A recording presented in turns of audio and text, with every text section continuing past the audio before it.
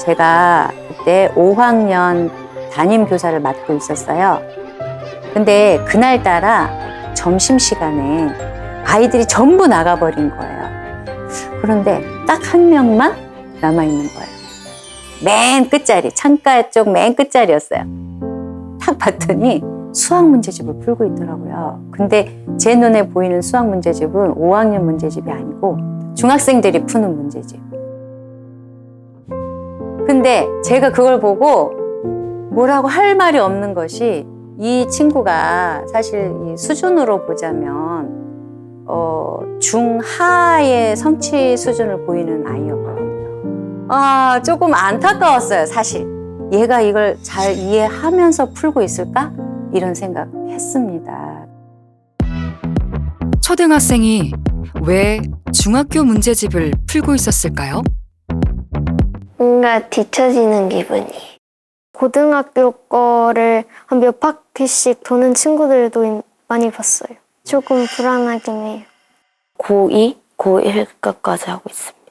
좀 조급해지죠. 제 친구들은 그렇게 빨리 나갔는데 지금 저는 중학교 것도 안 들어간 상태니까. 선행을 가장 많이 하는 줄 알았는데 저보다 선행을 많이 하는 친구가 있다 보니까 이제 분발해야겠다는 생각도 들지만 좀 질투도 나더라고요. 학원에 입학할 때도 시험 보고 떨어지면 못 들어가는 학원들도 있잖아요. 전 지금 그런 학원을 탈락할까 봐 무서워가지고 못 가고 있거든요.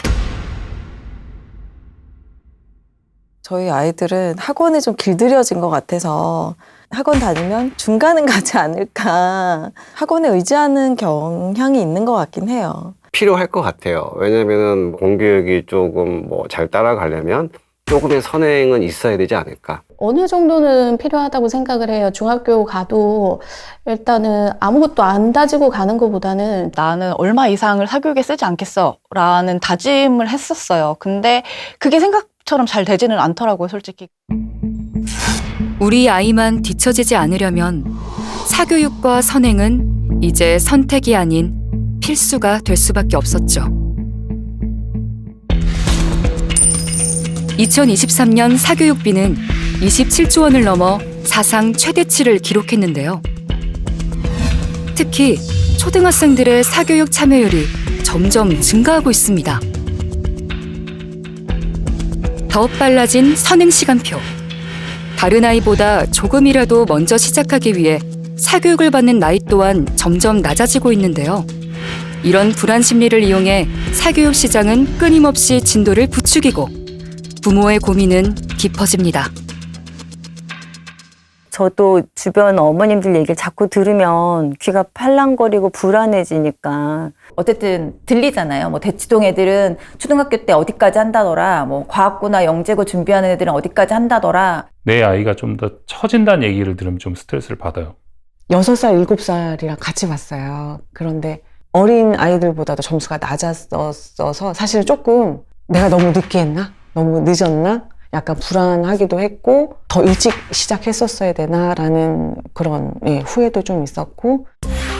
입시에 큰 영향을 미치는 수학은 조기 선행은 물론이고 초등 5, 6학년 시기에 가장 많은 선행학습이 이루어지고 있었습니다.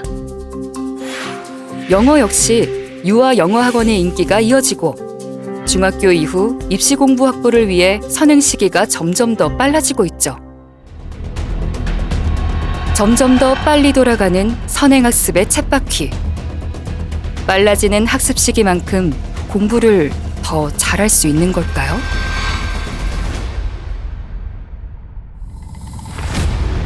그 효과가 궁금했습니다. 그래서 한 가지 실험을 해보기로 했습니다.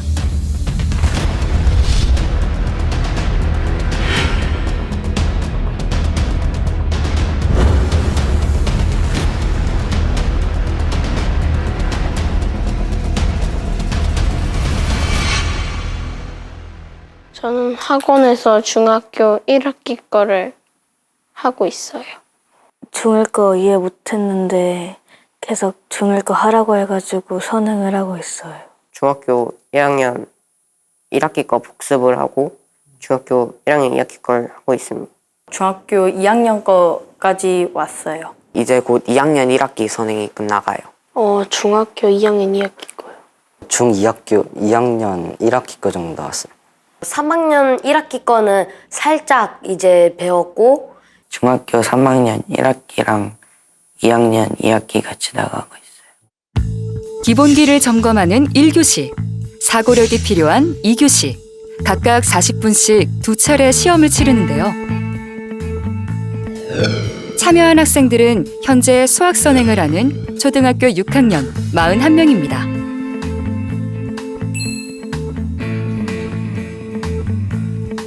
시작 전부터 우리 학생들 조금은 긴장한 모습이네요.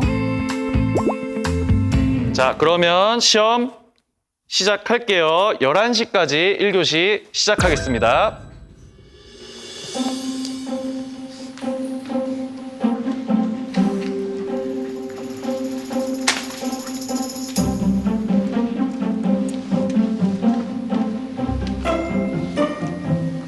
초등학교 고학년이 되면 많은 학생이 중학교 과정의 수학을 선행한다고 합니다. 과목의 중요도도 높고 미리 한번 봐두면 도움이 될 거라는 기대감 때문이죠. 과연 생각하는 것만큼 수학 성적에도 영향을 미칠까요?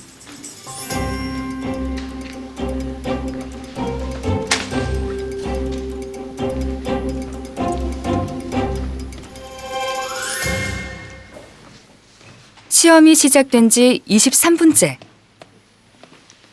처음으로 시험을 마치고 나가는 학생이 있네요.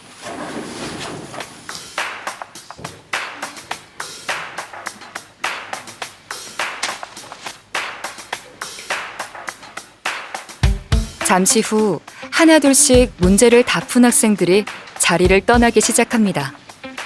시험이 쉬웠던 걸까요?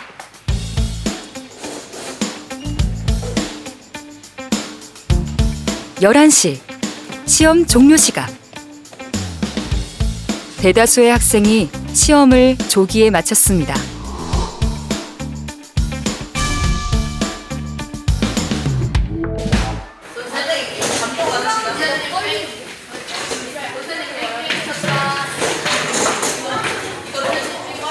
학생들 표정이 밝은 걸 보니 1교시 시험 제법 잘 본 것 같네요.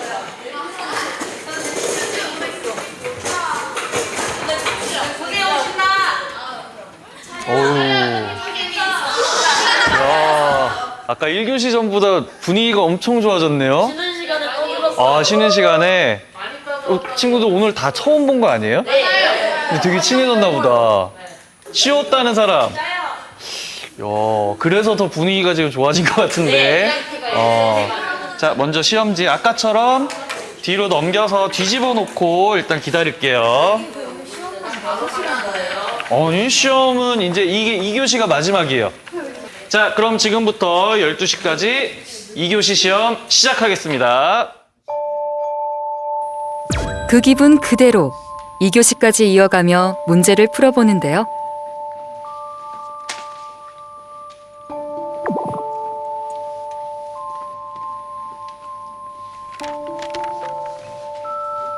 아이들 표정이 어쩐지 진지하다 못해 심각해 보이기까지 하네요.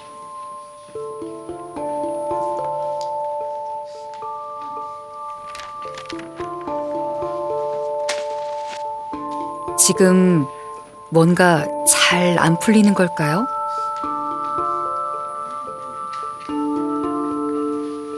시간이 얼마 남지 않았는데요. 시험 종료 10분 전입니다. 시험 종료 10분 전입니다. 아직 한 명도 먼저 나가지 못했습니다.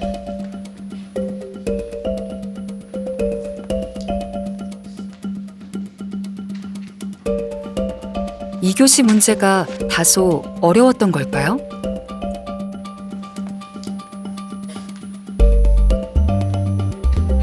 시험이 종료되었습니다. 모두 쓰던 필기도구 내려놓으시고 맨 앞장으로 펴서 잘 놔둬주세요. 잠깐 자리에 앉아 있을게요.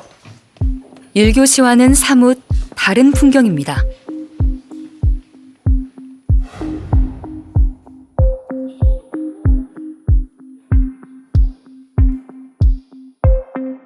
어떤 이유인지 학생들의 이야기를 들어봤습니다. 바로 나가고 싶었어요. 제 인생에서 최고로 어려웠어요. 2교시는 아예 다 못 풀었어요. 좀 대다수를 못 풀었죠. 절반. 네. 제가 한 게 뭔가 무너지는 것 같아요. 많이 실망했어요. 1교시에는 그게 되게 쉬워가지고 2교시도 쉬울 줄 알았거든요. 근데 와, 이건 진짜 너무 어렵다 이런 생각이 바로 들었어요. 조금 슬펐어요. 학생들이 1교시에 비해 2교시가 어려웠다고 하는 이유가 뭘까요? 문제 수준 자체는 1교시와 2교시 모두 뭐 그렇게 아이들이 어렵다고 생각은 하지 않습니다. 왜냐하면 1교시 같은 경우에는 그냥 아이들이 단답식이나 뭐 배운 공식을 이용해서 바로 풀 수 있는 어떤 선다형 같은 익숙한 문제 형태라면 2교시 같은 경우에는 내가 알고 있는 것을 왜 그렇게 되는지 말로 설명해야 하는 어떤 서술형이나 논술형이 거의 대부분이기 때문에 나에게 익숙하지 않은 문제 형태고 평소에 생각해보지 않은 문제 형태이기 때문에 그런 점에서 아마 1교시, 2교시 문제 점수 차가 굉장히 벌어지지 않았을까 생각을 합니다. 네. 한두 개 정도 틀려서 95점? 2교시는 조금 어려워서 좀 못 푼 것도 많고 하다 보니까 한 40점에서 50점 정도가 나올 것 같아요. 40, 20점? 못 푼 게 너무 많아가지고 그렇게 생각한 것 같아요. 95점에서 100점? 2교시는? 한 10점에서 30점 정도까지. 100 정도? 2교시는? 50. 1교시 시험은 100점 만점에 저건 한 80점은 넘을 것 같은데 2교시는 50점도 못 넘길 것 같아요. 기본은 한 80점, 90점, 뭐 100점 이렇게 나올 것 같은데 심화는 한 20점, 30점 정도밖에 안 나올 것 같아요.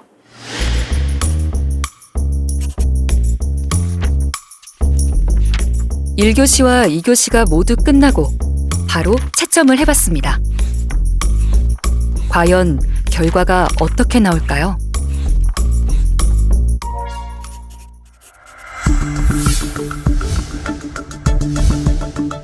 일 교시 평균은 80점대, 2교시 평균은 25점대로 2교시 평균이 상당히 낮았습니다. 또 1교시에서는 평균 이하의 점수도 꽤 눈에 띄었습니다.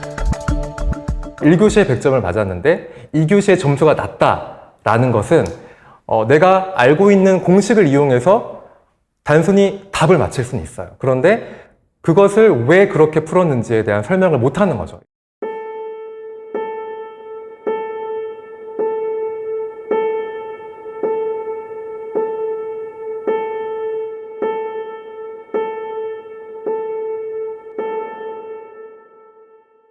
조금 가벼운 학습, 그러니까 이제 뭐 우리가 보통 수학 겉핥기라고 얘기를 하잖아요. 분명히 이거를 배워서 대충 내가 최대 공약수, 최소 공배수는 아는 것 같은데 그거를 조금만 활용된 형태가 주어졌을 때에는 이제 대답을 못하는 거죠. 저는 선행을 하고 있다라는 의미가 내가 알고 있다, 이해하고 있다를 의미하지는 않는다고 생각을 하거든요. 그러니까 예를 들자면 그렇게 구해야 하기 때문에 라고 적은 아이가 있어요. 근데 사실 그것은 제대로 이해하고 있지 못하는 것을 제대로 적은 거거든요. 그러니까 구할 수는 있지만 왜 그렇게 구해야 하는지는 설명을 하지 못하는 거예요. 부모님들께만 시험 점수를 공개했습니다. 뭘 푼 거야 이거? 뭘 푼 거지? 어떻게 푼 건지? 생각보다 낫네요. 우리 아이가 기본은 따라가고 있다고 생각했는데 기본을 못 따라갔나? 네. 조금 충격. 제가 생각했던 기대보다 많이 낮아요. 이거 만족할 수 없는 점수인데. 열심히 더 열심히 해야 지도를 해야 되겠네요. 되겠다라는 생각. 네. 현타가 왔습니다. 어떻게 공부해야 될지 고민이 많이 되는 것 같아요. 이걸 계속 이렇게 가도 될까에 대한 고민이 있던 시점이었거든요. 항상 어떤 딱 그 벽이라는 게 저도 느껴져요. 아이가 요 정도 수준까지는 해결해낼 수 있는데 그 이상은 아이가 힘들어하는구나라는 게 매번 계속 보여왔거든요. 이 질문 기억하십니까? 부모님들은 어떤 결정을 할까요? 과감하게 그만둘 것 같다가 30.3%, 자녀의 의견에 따른다가 28.5%, 당장은 아니지만 나중에 효과가 있을 것이라고 믿고 계속 시킬 것 같다가 24.2%, 효과가 없지만 불안한 마음 때문에 시킬 것 같다가 17%, 계속 시킬 것 같다가 41.2%가 나왔는데요. 왜 그렇게 느끼는 걸까요? 선행은 눈에 보여요. 그러니까 진도를 예를 들어서 1학년 거까지 했다, 2학년 거까지 했다, 3학년 거까지 했다가 명확하게 눈에 보여요. 근데 현행은요, 깊이 있게 들어가야 되는 거거든요. 제자리 걸음인 것처럼 느껴져요. 그래가지고 부모님 입장에서 봤을 때 실제로는 깊이가 깊어지고 있는 것임에도 불구하고 불안감이 커지고 조금 하다가 깊이 있게 못 들어가고 바로 일단 다음으로 넘어가서 진도 나가면 1학년까지 끝냈다, 2학년까지 끝냈다, 이게 되니까 마음이 편안한 거예요, 그게. 초등학교 애들이 빨리 선행해가지고 3번씩, 4번씩 코스를 겪어서 성공했다. 100명이 그랬는데 100명이 성공했냐? 저는 10% 안 된다고 봐요. 성공한 아이들이 90%는 다 망해요. 근데 언론에 뜨는 애들은 다 성공한 애들만 뜨는 거죠, 사례로. 학원의 본질은 잘하는 친구들을 더 잘하게 해주거나 현상을 유지해주는 이제 그런 건데, 농담 삼아 그런 얘기 있지 않습니까? 이 성적은 상위권이 내주고 중하위권은 학원의 운영비와 선생님들 그런 급여를 담당하고 있다고. 모두가 똑같은 성과를 낼 수는 없는데 무엇이 우리를 멈추지 못하게 만드는 걸까요?